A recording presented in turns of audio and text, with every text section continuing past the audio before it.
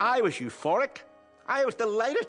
I mean, people think me heartless. Some of the journalists interviewed me at the time, and I was bubbling with enthusiasm. I said, I'm very sorry that so many people were hurt. Very sorry, but listen, this is the most important day of my life, and I believe for working class people, the most important day. I was euphoric. For us as young socialists and presumed radicals, it was a baptism which we did not try to avoid. To be showered by the water cannon and to go home with your shirt drenched was something to acclaim amongst your own peer group.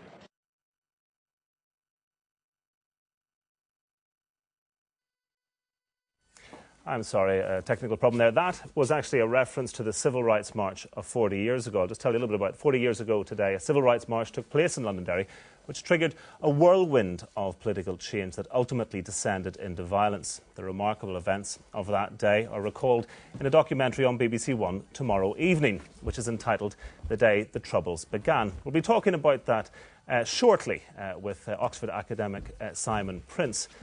Now, earlier, somewhat precipitously, we caught a glimpse of a programme that's on BBC One tomorrow evening. The central thesis is an examination of 1968, the 5th of October march in Londonderry, and why it happened as it did.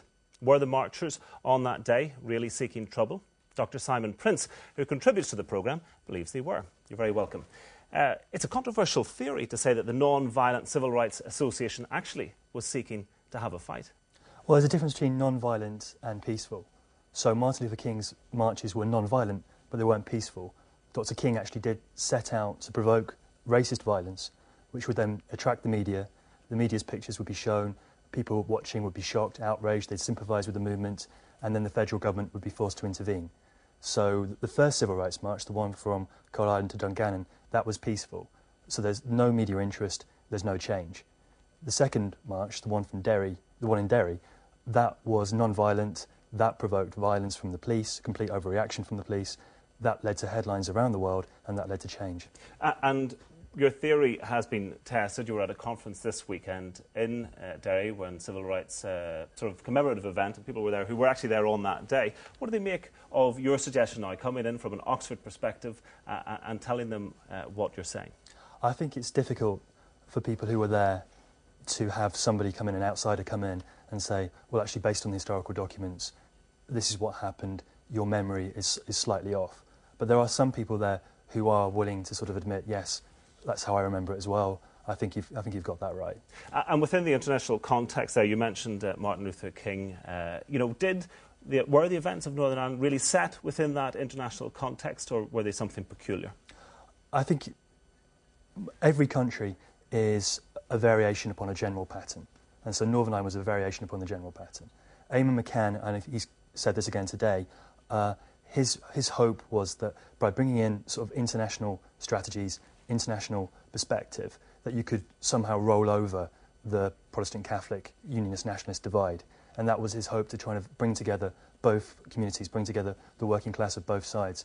So the international dimension was very important to the people who actually planned and staged the march. Now, the programme that's on tomorrow night is called The Day the Troubles Began. Yes. Is there a continuum between what happened on the 5th of October 1968 and then what came after it for 40-odd years?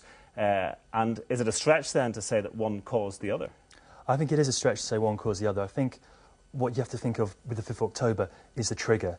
So the causes of the Troubles are much more complicated, but the trigger for these things to come to a head was the 5th of October march. So there is no inheritance, if you like, between, say, physical force violence and the civil rights movement? None at all.